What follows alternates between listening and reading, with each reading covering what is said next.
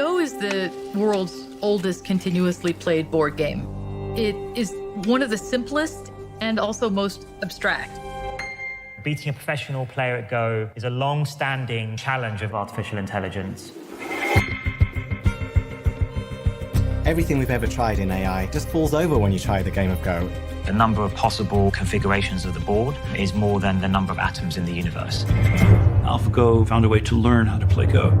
So far, AlphaGo has beaten every challenge we've given it, but we won't know its true strength until we play somebody who is at the top of the world, like Lee Sedol.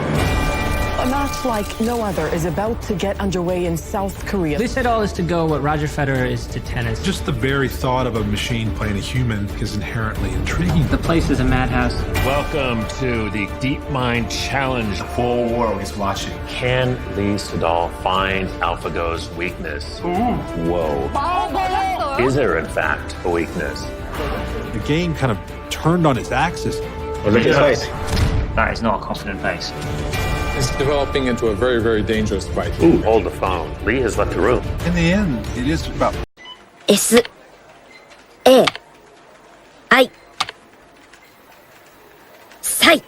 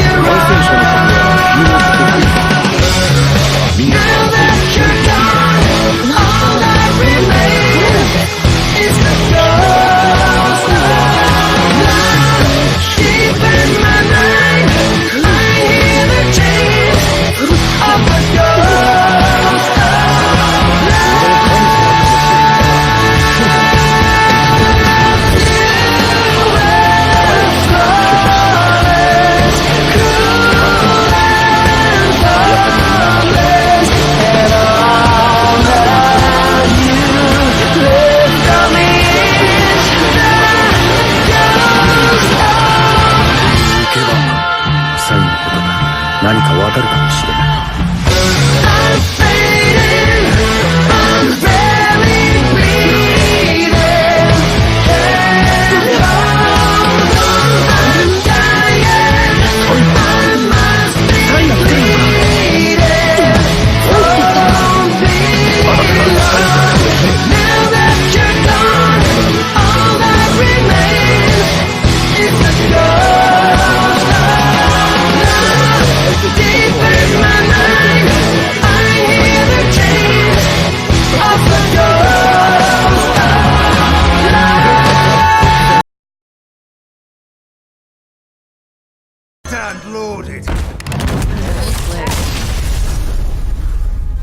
Number 4, Yu-Gi-Oh! Trading card game. Long ago, when the pyramids were still young, Egyptian kings played a game of great and terrible power. Yeah, we know. It's time to duel.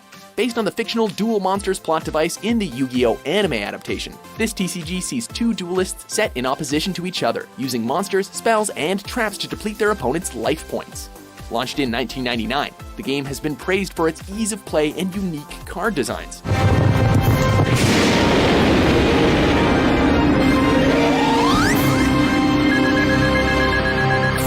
As of 2011, the Yu-Gi-Oh! Trading card game has sold more than 25 billion cards, snagging the spot as the best-selling card game in the Guinness Book of World Records. Clearly they're doing something right. They must believe in the heart of the cards. What?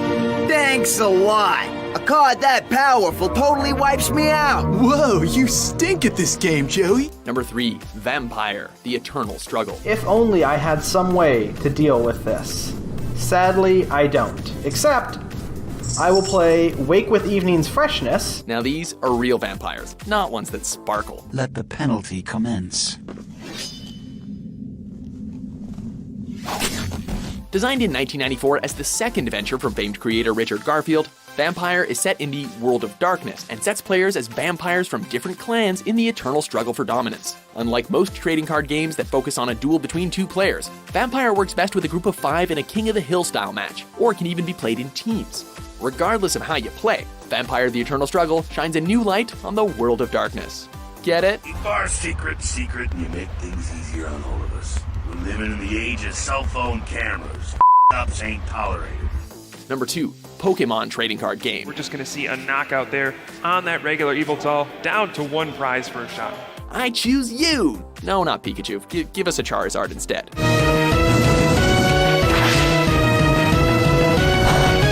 The Pokemon trading card game features 2 Pokemon trainers as they duel with their individual inventory of Pokemon in order to knock out their opponent and win the prize. Pikachu! Thundershock, no!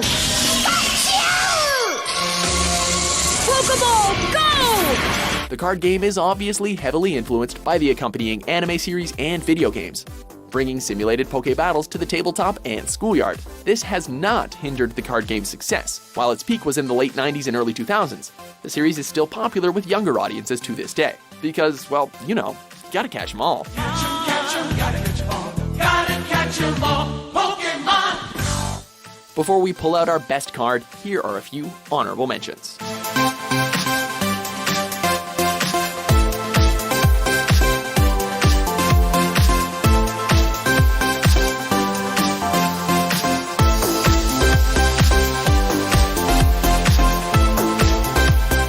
Number 1, Magic: The Gathering. Alright, I'm going to play a 5th mana card, and then I'm going to attack with my Elder Beast. Hold on.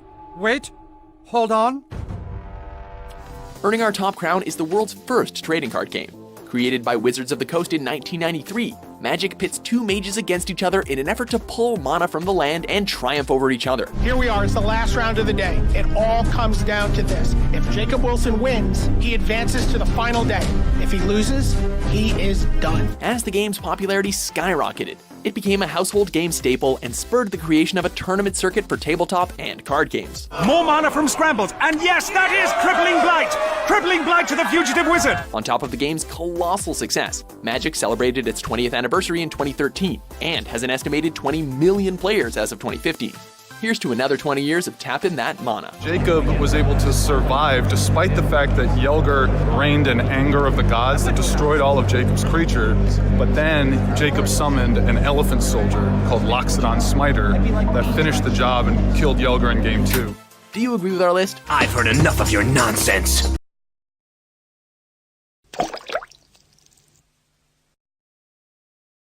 Hello everyone, it's Seth, probably better known as Saffron Olive, and it's time for another Instant Deck Tech. Today we are looking at a super sweet mono white humans deck for Modern. This one was recently played by Pro Tour champion Steve Rubin and some other people at this weekend's SCG Modern Open in Indianapolis. Anyway, if you are interested in this deck and would like to see it made into videos, take a minute, click the like button, the subscribe button, leave a comment, anything you can do to support your deck, because whichever deck is most popular will get made into videos next week. One quick thing before we break down the individual cards. As you can see, this one is $657 in paper, 311 tickets online. So it seems kind of expensive for a White Weenie aggro deck. The thing is, almost $400 of that is tied up in Horizon Canopy and Oryak Champion in the sideboard. You could easily get rid of those cards and make this a budget option, or close to a budget option, less than $200 in paper and very cheap online, just by cutting those cards, which are very good in the deck, but they're not essential. Like, you can still play this deck and have success with it without those cards by substituting them. So keep that in mind if you're interested. There are ways you can build this without spending a huge amount of money. Anyway, the deck itself is pretty sweet. It is built around Champion of the Parish and Thalia's Lieutenant. Some of the best humans in Modern. Champion of the Parish, a 1-drop, it's a 1/1, gets bigger every time a human enters the battlefield. And since this deck is flooded with humans, it gets really big and can get pretty out of control really fast. Thalia's Lieutenant has the same ability, but it's a 2-drop. So it grows every time a human enters the battlefield, but even better, Thalia is also an Anthem effect when it enters the battlefield for all your other humans, so you get a counter on each of them. So just the curve of Champion of the Parish into Thalia's Lieutenant gives you a 3/3 Champion of the Parish attacking on turn 2, and then a Thalia's Lieutenant that's going to grow alongside Champion of the Parish for the rest of the game whenever you play a creature. So it's very powerful. Apart from the two big hitters, there are a ton of 1-drop humans. This is almost like the modern version of the Savannah Lions deck we played on Budget Magic a while ago for Standard. So Icatan Javeliers, basically a 1/1 for 1, but it enters the battlefield with a Javelin counter. This was back when counters were named random things that had to do with the flavor of the card. But you can tap it and remove the counter to deal a damage to a creature or player. So this is a one-shot effect for killing a Delver of Secrets or a Dark Confidant, whatever 1 toughness creature your opponent might play. Kytheon, you know what it does from Standard, a Savannah Lion that can flip into a Planeswalker. Soldier of the Pantheon was a Standard staple in its day. Whenever someone casts a multicolor spell, you gain a little bit of life, but basically it's just another human that's a 2/1 for 1.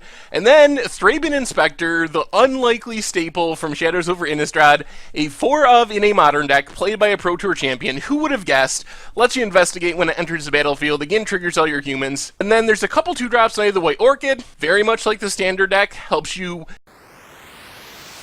Welcome back to Giant Monster Games. My name is Adrian, and today we are taking a look at Burn. But before we actually do that, I want to throw a huge shout out to all of the Patreon supporters, specifically Winnie the Pooh and Tigger. You guys are awesome. Not to Eeyore though. Eeyore, you need to get your shit together before we can talk about being friends. Bother. What exactly is Burn? Well, Burn is a deck that is trying to make your opponent lose the game by doing a ton of direct, very fast, very aggro style damage. Let's get into it, starting out with what our actual burn spells are.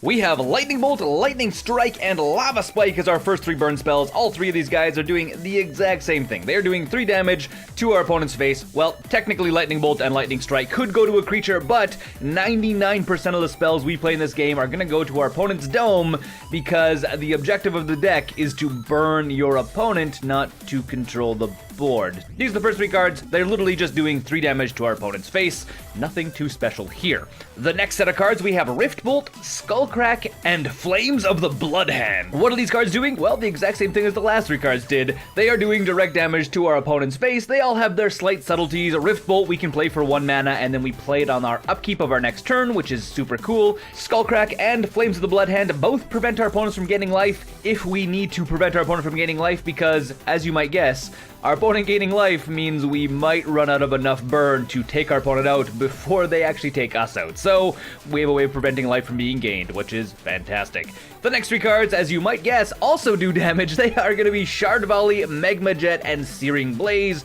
All 3 of these cards are a little bit more utility / stipulation-y, because we have some requirements we need to fulfill in order to cast them. Shard Volley, for example, you need to sacrifice a land in order to actually play this card. So if we get to turn 4, turn 5, and we have a bunch of extra lands, and we've been drawing land, we can just sacrifice 1 to play this, so it's not that bad. But obviously, we're not going to play this on turn 1. This is a terrible turn 1 play. If you have 3 of them in your opening hand, you need to mulligan really badly.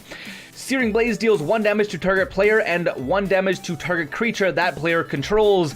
As you will see in the gameplay video, this card is sometimes a little bit finicky, because if your opponent doesn't have a creature in play, you can't really play it. And then you also want to play a land before you play this, so you can use it for its maximum effort. And then Magma Jet is just 2 damage, but it allows us to scry 2, which allows us to technically fix the top of our library a little bit. Again, 2 damage for 2 mana isn't amazing, but it allows us to fix our top of our deck, so that's the only reason why we're playing it. Moving over to our creatures now, we have Monastery Swiftspear and Kiln Fiend. Both of these lovely ladies, yes, Kiln Fiend is a lovely lady, are going to get much bigger as we play spells. So we play a Monastery Swiftspear, we swing in, we play a Lightning Bolt if our opponent doesn't block it, it gets a little bit bigger, yada yada yada, magic happens, our opponent gets burnt to the ground, you kinda get the idea. I don't really need to explain too much more on these cards, other than the fact that they are extremely aggro-y, especially in the early game. So if we can drop a Monastery Swiftspear on turn 1, we can swing in and bolt our opponent for turn 2, it's gonna get bigger, gonna get awesome. Hey guys, Brian from Budget Yu-Gi-Oh! Back with an updated zombie deck profile for October 2019. So I will be taking this deck to regionals in, I believe, next week. So I'll let you guys know how this goes, but I'm building it to kind of counter the meta. And so this deck destroys Thunder Dragons because Zombie World just shuts them off from going into the extra deck at all. Decent matchup against Salamangreat because you lock out Balinks. And then Orcus isn't really a problem either because they're all dark and we main deck Super Poly. And then the side deck will also shut them out. So right now, Zombie's looking really good as an anti-meta rogue choice to do well in the tournament. So I'm just going to jump into the deck. I changed a couple things. Believe the deck should be a lot more consistent now, and let's just jump into it. So the main monster you're turboing out, Doom King Ballardrock. Well, Doom King, he's just so good against any deck that uses monster effects, and he's 2800 attack, so you can easily OTK by summoning him. He comes out like nothing, so sometimes it's a little ridiculous how easy it is to get this guy in the field, and he brings himself back every turn if there's a field spell up. So to get him out quickly, 2 Glow Up Bloom, 2 is correct. I think at this point we figured out the zombie card ratios, so 2 Ballardrock, 2 Bloom, 2 Banshee. Banshee, if she's on the field, she protects Zombie World from being targeted or destroyed, which sometimes that comes up if they side in Twin Twisters or Cosmic Cyclone. And then she gives you quick access to Zombie World, activating straight from the deck, which can't be ashed. Not 2. 3 is Unizombie.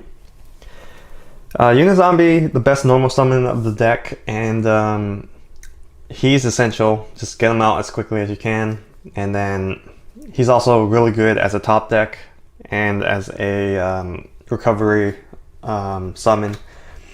So Unizombie basically, he's a normal summon that gets you him plus Ballardrock on the field by dumping Bloom if you have Zombie World up. So 1 card, 4100 damage. You can see why this deck can OTK really easily or close out games really well. And then triple Solitaire, because you just want to see Unizombies faster, so gotta play those ratios. 2 Gozuki. I was thinking of maybe cutting 1, but the thing is, the more Gozuki you have, the better your grind game is, better your recovery is, and better your combo ability is. So I think Gozuki is just a great card. Not as good as Unizombie, but the thing is, this just helps you extend a little further. And both Unizombie and Gozuki are once per turn, so if they ever do stay up on the field, you're set for the Yo guys, welcome back to a brand new PDCGO video, and today we're taking a look at another crazy combo deck. I haven't done a crazy combo video in a while, and we're going to be looking at Leafeon, Venusaur, Mega Venusaur, in other words, Venusaur Party. Now, this is a fun deck, obviously not too competitive, but it is a crazy combo deck, and we're going to try it out today. And you know what, speaking of Gen 1, since Venusaur is in Gen 1, Pokemon Go is doing this crazy Gen 1 event right now, and I'm telling you, man, dude, my Pokedex is booming right now, dude. I'm almost done the Kanto Pokedex. Like, no joke, I almost have every Kanto Pokemon but the legendaries. So it's insane. So you guys aren't playing Pokemon Go, you should definitely give it a go, because this Kanto thing's actually kind of hype. Even though, I mean, Pokemon Go's a dead game. But anyways, Venusaur, Leafeon. This is a very simple deck. There's not much really, you know, happening. But anyways, we'll look. So, Leafeon GX has the attack Ram Bloom for a single grass energy For each of your bench basic Pokemon, search your deck for a card that evolves from that Pokemon and put onto it. Now, of course, this is a great attack. Now, a lot of people are like, oh, you can use it on, basics. You can actually use it on EX basics, too, that go into Mega Evolutions. I didn't even know this, until a subscriber told me in the comments. I was like, oh, let me try it out, and it works. I'm like, oh my goodness. So we can try Leafeon with Mewtwo in the future. We could try Leafeon with any other crazy Mega Evolution. I think Mewtwo and Venusaur are the only two ones that are really worth using. But we can actually go from Venusaur EX straight into Mega Venusaur. Now, the cool thing about this is technically your turn will already end, and Spirit Links are unreliable thanks to Field Blower. So this is actually a decent way of getting Mega Evolutions in play. The problem with using Venusaur, though, it takes 4 energy to attack, Mega Turbo's not in the format, Max Elixir won't work, so we're going to play Venusaur. Since we're basically already putting Ivysaur in play very easily, we can put Venusaur in play, and you know what, we're using a Venusaur deck anyways, so it goes along with the whole theme of having a Venusaur in your deck. So Venusaur is going to be here for Jungle Totem. For each basic Grass Energy attached to your Pokemon, provides double Grass Energy, very good ability, one of the funnest abilities to use. So we're going to be playing that, and of course we got our Leafeon lineup. We do play 4 Eevees because we do want to start with, Eevee and get the turn 1 Leafeon off. I am playing Lurantis. I do feel like we need some sort of nice attacker, and I like Lurantis in here because we have Flower Supply and Solar Blade. Both can be very nice. Flower Supply can help charge up your Venusaurs, so I feel like Lurantis is just a nice backup attacker. I kind of like Genesect too, but I went with the Lurantis instead, just because I like it a lot more in these Venusaur decks. I think it's a really underrated card with Venusaur. And I went with the split of the Venusaurs. We have the Venusaur